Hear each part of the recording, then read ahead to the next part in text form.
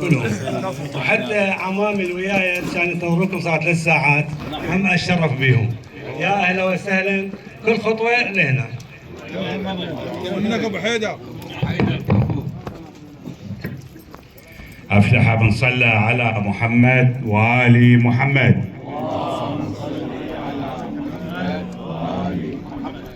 لأهل البيت عز لا يزول وفخر لا تحيط به العقول. كفاكم يا بني الزهراء فخرا إذا ما قيل جدكم الرسول. أبوكم فارس الهيجاء علي وأمكم المطهرة البتول. فصلوا على محمد وآل محمد. قال عز من قال بسم الله الرحمن الرحيم. ولتكن منكم أمة يدعون إلى الخير ويأمرون بالمعروف وينهون عن المنكر أولئك هم المفلحون. صدق الله العلي العظيم. احنا اليوم كلها تحكي، اليوم احنا بمضارب شهور ان شاء الله، هذه العشيرة العريقة، القبيلة العريقة ان شاء الله. احنا الاحداث متواترة علينا منذ الاحتلال ولغاية الآن. الحدث صار واللي جرى جرى، واليوم اخواننا البوزيين محاولين بسادتهم بعدنان والقحطان، ندعو لله سبحانه وتعالى ان يوفق جلستنا لمرضاة الله. والسلام عليكم ورحمة الله وبركاته. السيد حاتم البدران. وصل الحدث من 2015 هو قاعد بحي الجزائر. ابنه خادمكم دا فكره موجود بالزباله بالقطعه الفاضله. خلال هالفتره من يقول اختفى الولد، انخطف. من انخطاف صارت هاي اسبوع 4 ايام 40 دفتر 30 دفتر نتصور الام صار بيها والاب صار بيه واحنا العشيره هنا والجيران والقرايب تنوعوا بهالاسبوع كامل. والتليفون اللي يخابر بنا هو التليفون جاسم. فالموضوع ابننا ما نشتكي عليه. ورا فتره من الزمن انلزم على قضيه اخرى وهو الولد اعترف. وحتى عندكم كلام شرف، ابوه قال له يابا انت لا تعرفه، يقول له ما اعرفه، كان مسود عيوني. وصل هالمرحله هاي. فالقاضي ما قبل. القاضي قال له انت بعد خطف ارهاب، وكلكم تعرفون بهذا الموضوع. الخطف هو ابو الارهاب، او بعد الارهاب يقتله نفس اللحظه ويحكي عليه يومين، بس هذا اسبوع كامل.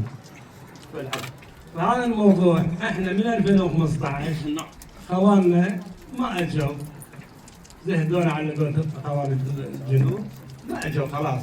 الا مره من المرات اجوا بال 2021.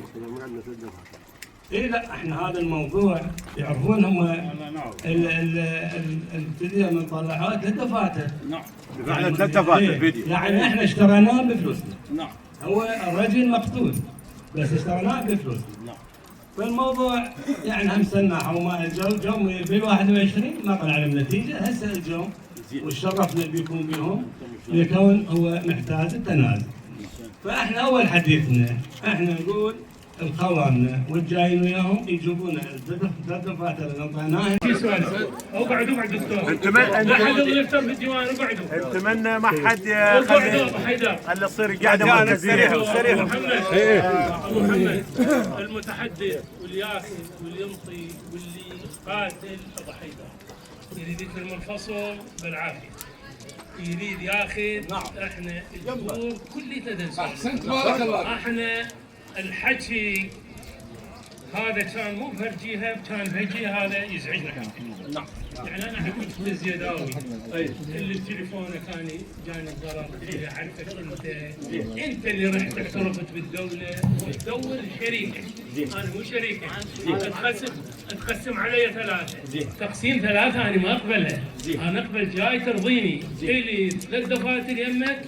انا هسه اصير خير واصير خوش ادمي. نعم. اقول هاي امانه يمك رجع لي اياها. خلينا نعتبرها امانه ما اعتبرها خاوه.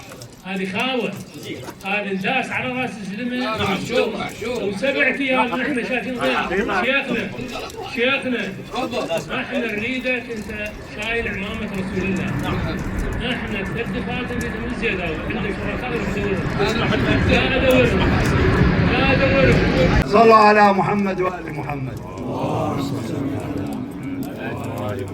لأن الصلاة على محمد وآل محمد تكفنا شر الشياطين. فيا خوال الكرام، جاوب رسول الإنسانية قال إن لله أمورا يبديها ولا يبتديها، يرفع أقواما ويخفض أقواما. الله سبحانه وتعالى معناها يعز من يشاء ويذل من يشاء، وبيده الملك وهو على كل شيء قدير. خوالي الكرام، أنا جبور خوالي وامتاز بيهم، معتز بيهم جميعا، ولي معهم تاريخ طويل. ومن أقول كرام بمعنى الكلمة، وينطبق عليهم ولو شوية نحكي بالشارع. قول الشاعر يا خالي يقول: حر إذا جئته يوما لتسأله أعطاك ما ملكت كفاه واعتذر، ولو لم يكن في كفه غير نفسه لجاد بها وليتق الله سائله. أنتم من هذا المعدن الكريم الأصيل، وأنا أعتذر على الإطالة، وإن شاء الله الحديث لكم يكون ونسمع طيبكم وكرمكم، ولا نطلب غير المروءة، لأنه إذا ذهبت المروءة ذهب كل شيء. وهذا الشاعر يقول على المروءة والإنسانية وغيرها. زين، من تنتهي الجلسة أقرأ لكم القصيدة كاملة إكراما لشيخي أبو حمزة. والسلام عليكم ورحمة الله وبركاته.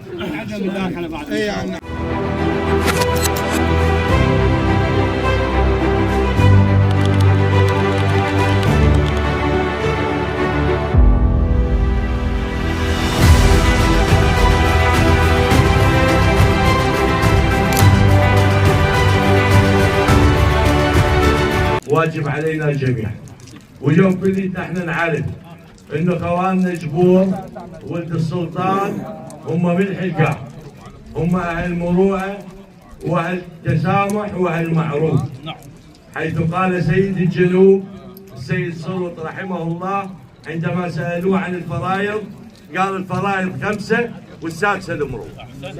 واليوم انتم ان شاء الله اهل مروءه ومعروف. اعقب على الحديث اللي جرى بيناتكم اللي صار محل خلاف. احنا اليوم عرفنا ما تبدل، ترى من وقت اجدادنا هو نفسه موجود. العرف في هذه الجلسه يقول انه هذا المبلغ اللي طالبه في خوالي الجبور المفروض يصل للجبور قبل الجلسه باتفاق. يصل للجبور قبل الجلسه باتفاق. اما اليوم من وصلنا لهاي ساحه الرحمن وخوالي الجبور ما يرضون، وانتم تقولون كل شاة تتعلق من كراعها، الزيداوي ما يصير يتحمل وحيد، صح لو لا؟ انا اقول للخوارج انه هذه الجلسه الكريمه اللي شرفتونا في ديارنا جميعا بسادتكم ومشايخكم، هاي جلسه الرحمن. احنا اليوم جبور من بنوا شادر الستر ما نريد يفلشون ابدا، ما نريد يفلشون. فانا اللي اقوله من رخصه خوارج جبور انا امون عليهم واقول للبوزين انتم اليوم جايين من هذه الشطرين. الشطر الاول اكو مبلغ انخاذ من خالنا الجبوري تحت اي مسمى ما اقول، انتم تعرفونه وما يعرفونه. والفقره الثانيه اللي حدث الفعل الشائن جريمه، حدث كبير ومؤلم وما مقبول لا من الجبور ولا من عشائر الرجال. ليش؟ لان احنا عشنا ايام كلها مآسي وويلات، ومررنا بسنوات العجاب احترق فيها الاخضر واليابس وهلك فيها الحرث والنسل، وهذه نتائج الجواب وتراكمات، صح لو لا؟ فانا اللي اقوله لخوارج الجبور وللبوزين، احنا اليوم ما نريد نخرب هاي الجلسه للاختلاف على امر معين. اليوم جبور يطلبون هذا المبلغ وجبور يطلبون حق زعلهم عن هذا الفعل الشاذ. هذا الكلام. احنا اليوم اقول لي قواضي جبور واقول لي البوزين قروا المبلغ اللي قالوا عليه قواضي جبور وبعد وراكم ساعد اكو فصل. صح لو لا بهذا الموضوع؟ نتيجة هذا التصرف الشاذ. وانتم ما تعرفون لا اني ولا انتم بقلوب قواضي جبور. قد يكون يسامحون وقد يكون يعفون، احنا ما ندري. هذول جبور بالحلقات. صح لو لا؟ والسلام عليكم ورحمة الله وبركاته.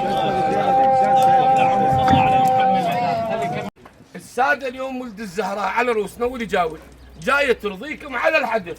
انت موضوع التلافة لا تخلي اول مرة عثرة. انت الك يمنا شد يمن التلافة. صل على محمد توكل على الله. ابو حيدر توكل.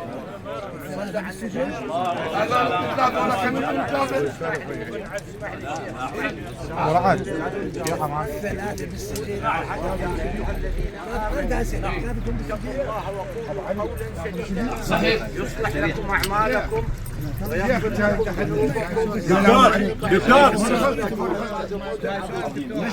دكتور اقعد دكتور. لا ما بقول سكتتم بس على اهل الباطل. انتم كلكم تعرفون الحقيقه. اعطيني السماعه ابو حيدر. ابو حيدر اعطيني السماعه. محمد عمي كلكم مصلحين وكلكم تعرفون الحق من الباطل. والله انتم تعرفون الحقيقه. هذا الرجل هم عصابه. احنا ما نعرف العصابه منهم. من اللي وياه ما نعرف. احنا لو ما يعترف هو بالحكومه والله اسمحوا لي يا ديوان. ديوان شيخ يا شيخنا العزيز ابو حيدر شيخنا الكريم اسمح الديوان اسمحوا لنا شوي. يا ديوان اسمحوا لنا ابني ولد اسمح لنا عمي احنا لا نعرف رجال خلت كل القاعده مركزيه لا نعرف ابنكم. انا عشت في البصره 28 سنه. هذا 100 سنه. ما حد غسني قدر غير الزيادة. انت حضرتك الدكتور؟ اي نعم. انا من واهل البصره لهم كرامه ومعزه عندي. نعم. بس احنا جايين على هذا. ما تقدرون جايين على هذا. يا عمي انتم حكيتوا ايات قرانيه وحاورتونا بالرسول صلى الله عليه وسلم. الرسول ما يقبل بهالحكي هذا عمي. هذا الرجل وحده. السلام عليكم. كل الهلا ومرحبتين بهنا وناسنا وعزوتنا أهل البصرة وكل الحضور والمشي. اليوم انتم نص اهلكم وناسكم خوالي وعيون ابو وادي خوالي جبور اهل بغداد. اني والدتي خطابيه بس رحمت والدي ابو فيصل ابراهيم حسن السنجار الله يرحم قال لي وليدي اذا تريد تاخذ ملوخ من حوالك جبور لين عندك خوش خوله. مريت على سعد الحاكم اخوي وابو حيدر قالوا ابو واد والله كبار ما ننطيك. بطلت عاد ما اخذت. خاف ماخذه هواي وما يطولك. لا والله يا بس وحده. كل الهلا مرحبتين بهنا.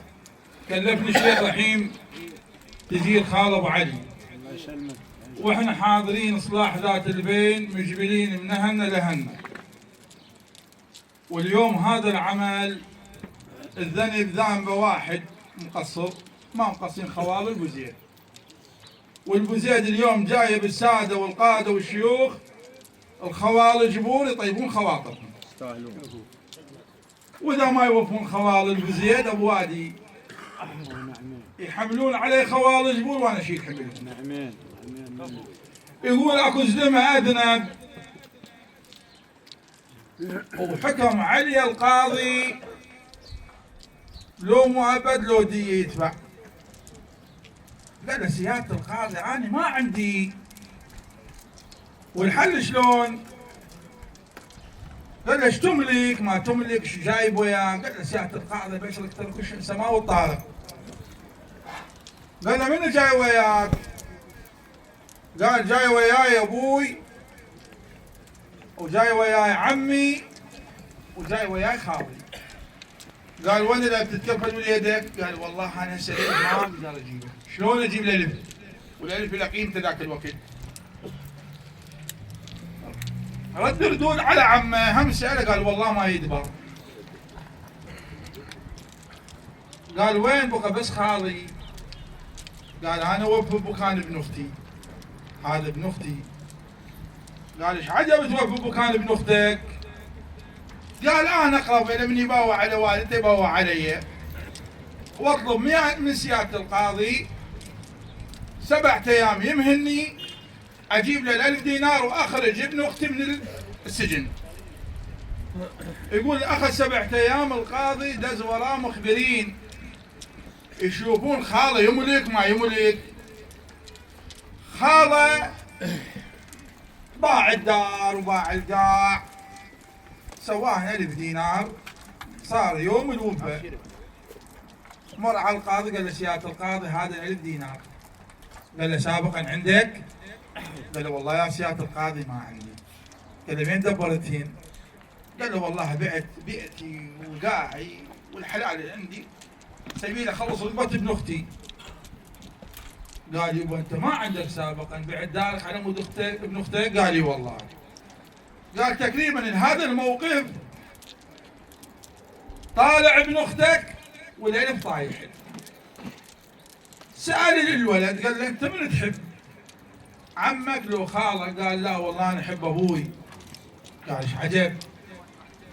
قال ابوي نشمو بن جواد، من نخذ امي دور خال نشمي ويزيد علي العوز.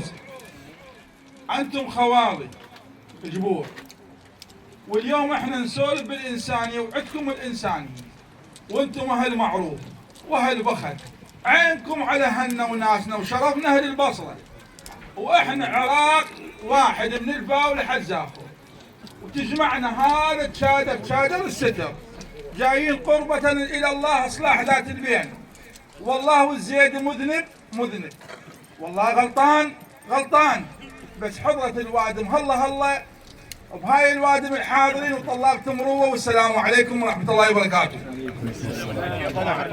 يقول لو سرقت فاطمة عليه السلام لقطعت يدها. صحيح. هذه مو سرقة ولا تجارة جبوري وياك بتاجرك وخسرت لا تنسب، هذا تسليم وترويع وإرهاب وحق ومظلمة هي بعرفها، والرجل يطالب فيها. المفروض بالبداية انتم لو دازيها قبل شيء والله يقول لك اشكر عن كل حق، يقول عمي مازور غد الطرف الخاطر الوجوه الطيبة أنا واثق. شيخي هذا الموضوع يا عمي بس نرجو جناب خالد. انا هذه يسمعوني في هذا انا بستحي الله سلام يا عزيزي على راسي انت افهم اللي راح يطلع من عندي ارجوك. اني بسم الله انا بس كلمه واحده.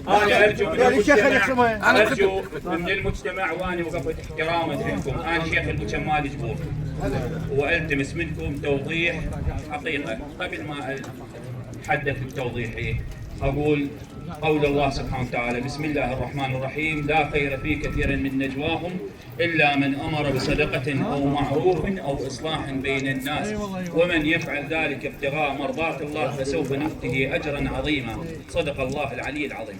حقيقة اللي استدعاني أن أقوم وأتحدث سوء الفهم اللي حدث قبل شوية، واللي إحنا ما نحب إنه يحدث في مجالسنا الكل عشائرنا المحترمة، واللي مقابيلكم من عمومتنا اللي تحدثوا ويا حضراتكم معروفين مثل ما حضراتكم معروفين وكلكم أعلام محترمين.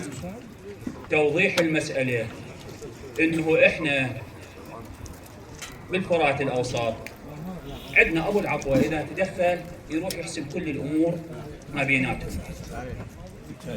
أنا أصولي آبائي وأجدادي من الناصرين تحت الفجر، آبائنا وأجدادنا عايشين ويا بنركاب. هذه الديرة اللي إحنا صار لنا أكثر من 60 سنة ساكنين بيها، السناين والأصول اللي موجودة ومتعامل بيها وهذه مناطقنا باتجاه الغربية ماكو تفاهم قبل المشي. يجي أبو العطوة ياخذ العطوة وهو يعرف الذنب، أما من مشايخنا والوجهاء المحترمين اللي منقولين اليوم على ديوان قبيلة جبور، ولهم كل الاحترام والمودة والتقدير. هذا التوضيح مسألة يقوم بها الزيداوي مع كل الاحترام والتقدير الجناب الكريم، يوضح شنو الذنب اللي صار من عنده. أنا اللي أتحدث وياكم دكتور بالقانون الجنائي، عندنا بالقانون الوضعي 2 3 5 6 يعاقبون بالاشتراك نفس العقوبة، وبالعرفي كذلك. اعطيت تليفوني، خابر من تليفونه، كل واحد لازم يعرف شنو هو افعاله وين راح يوصل ويتحمل بالتضامن. اليوم احنا بالنسبه جمهور حضرتوا على مجلسنا مليون مرحبا بقد ما افترجت وياك السياره، وانا متاكد من عمامي ما بطلعون الا راضين. نتجاوز المساله، احنا هنا ما عندنا تفاهمات قبل المشيه، واني اسلم الرايه ان شاء الله لعمامي، واهلا ومرحبا بكم قد ما افترجت وياك السياره. انا عندي سؤال لكل المجلس. الله يحفظك. الزيداوي يعرف ذولاك اللي مشتركين بهاي الجريمه؟ زين، اذا لا شلون انا راح اضمن فلوسي يجني؟ راح ينطيني الزيداوي دفتر. انا وين الحق ذولاك؟ خلي ينطيني الزيداوي 3 دفعات وري حق ذولاك. احنا ليش ما بابع سمحونا؟ انا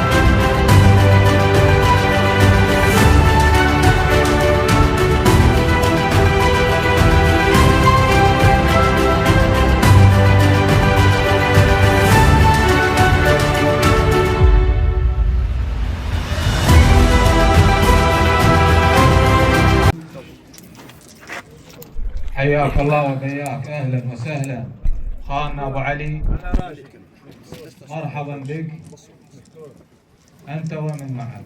انت رجل حقيقه صمام امان بالديره انت وكل الحضور. احنا نلتمس السادات والمشايخ والحضور الكرام ان تكون الحكم ناقل والديوان مركزي، والدفاع عن الجاني مو بالطريقة اللي تتخيلوها انه اني ما دام ادافع على انسان جاني انا راح اصلح مجتمع. احنا خل ندافع عن الحظ والبخس، خل نحسب انه باكر كنا نقف امام رب جليل اسمه الحق. اما الاحاديث بهالطريقة هذه ما هكذا تورد الإبل. رب سائل يسأل والسيد والشيخ المعمى قول أنتم متفقين، وإحنا لو متفقين كان قلنا لك اللي يزلنا إياهن على الكيكر. سمة ديرتنا وعشائرنا والعبد الفقير مو مثل سمات بعض العشائر الكريمة الأخرى، إنه يقعد ويفصل ويا ابو العطوه وبعدين يجي يقعد بالشادر محسوم كل شيء ويطلب 2 مليار، وبعد ال2 هو ياخذ 50 مليون. هذه السمه. لا بس اسمعني ابو مصطفى لا اسمح لي مرخصك، هاي النقطه ما لازم نعبر. اكو موضوع انتم جاي ما جاي تتهمونا فيه، وانت قلت سيدنا انت تقول طير الفكره من راسي. طيب ليش انا اسمح لك واخليك تسولف؟ ليش انت ما تخليني اكمل فكرتي؟ لا من فضلك انت جدك رسول الله، جدك رسول الله، انت ما تسولف علي سيدنا، ما تسولف علي. استريح خل اكمل فكرتي. 4 مرات تداخلت وقلت لا حد يقاطعني، ما حد قاطعك، اقعد. انا ملكوم، انا ابني مخطوف، اني من 2015 لليوم ما تدري ايش صار بي. ما تدري ايش صار بي. لا هذه الحقيقه. انت تريد تقول لي انا متفق ويا محمد ويعرقهم ومتفق. انا ما اتفق بهالطريقه هاي. انا ما اتفق بهالطريقه هاي. اولا انت استريح اخي. عم الجنوب انا ابن الجنوب، انا ابن الفرات وانا ابن الوسط. عندنا التزامات وهاي الالتزامات لا مو كيفك سيد. هذا الموضوع اسمح لي. هذا خطاب تقعد اهلا وسهلا. انت سيد جدك رسول الله تفتح الجلسه والباقي متروك للعشائر. انت سيد جدك رسول الله تفتح الجلسه بالقران وتحكي لنا بالقران، ما تحكي لنا بهالطريقه هاي. انت تفرض علي، ما تفرض علي بديواني. انا بس طيبي تفرض علي بديواني، ما تفرض علي بهالطريقه هاي. ما يصير. حتى البوزيد يقولوا لك انطي مجال للناس خلي تسولف. حتى البوزيد جاي يقولوا لك. اما انت بهالطريقه هاي ابدا ما مطلوب منك. بالتاريخ جاي توصل علي وخذ دفتر منا والحق فلان وخذ منا دفتر وخذ فلان الحق منا دفتر. مو كيفك انت. انا ابو عام جاي اسولف وياك. انا ابو عام اسولف وياك. لا ما يصير السيد يسولفنا بهالطريقه. احنا خالنا شيخ رحيم قاعد ورحبنا بيه وانتم اولاده محترمين، لكن يفرض علي والله روح الحق ذاك ياخذ منه دفترين. انت جايبك الدوله ما جايبك اولا مسانه. لا والله مسانه. والله قال بعض العشائر. قال لك بعض العشائر كريمه. بس احنا اكرمكم مسوين الوعوسكان، مسوين المصير، مطيحين كتون ومطيحين الخطف ومطيحين كل شيء. والله عمي سيد مرخصة والله يرحم امك والله عمي يرحم امك وابوك. تفضل. انا سوالف نقطة. افلح من صلى على محمد وال محمد. ما يصير هذا الحكي. السيد مدلل عمي الله يساعدك. بعض العشائر الكريمة اسمح لي ما قال كل العشائر. افلح من صلى على محمد وال. لا اسمح لي. ايه تفضل يا ربع خلي حج جماعه ادري سيد سولف لا على كيف عرجل الهاشمي شوي اي لا انت جاي هم ثلاثة خالص. انا ما اعرف شيخي. انا اللي اعرف جاسم راح عيني. افلح من صلى على محمد وال محمد. استقبال جاسم شيخنا العزيز يقول بنينا شباب لعد الضيف يومان ويا ما تضرب عشان ادغال يومان الشده على الزيني يومان تقضوا الند المنعول بي. الشيخ اكو فكره طرحها والله انا اقول عين الصواب. اريد التفاته منكم بس خلنا اوضح لك حلول ويا الشيخ والله ساعتين بس خلنا خدمك بس خلنا اوصل فكرتي. ما عاد احنا مستعدين للستر نظل منا باكر الصبح. الله يعزك ويشرفونا. انت الشرف. الشيخ شو يقول عمي هسه بكل الطلايب هسه حتى نوبات جماعه يتعاركون بالشارع مو على هاي وغيرها.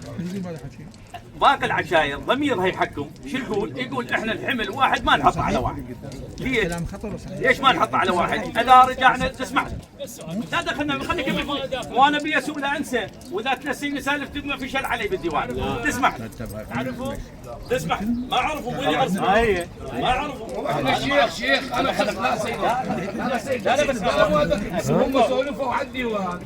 بس مرخصتك احنا افضل الاعمال هو ذكر الصلاه على محمد وال بيت محمد.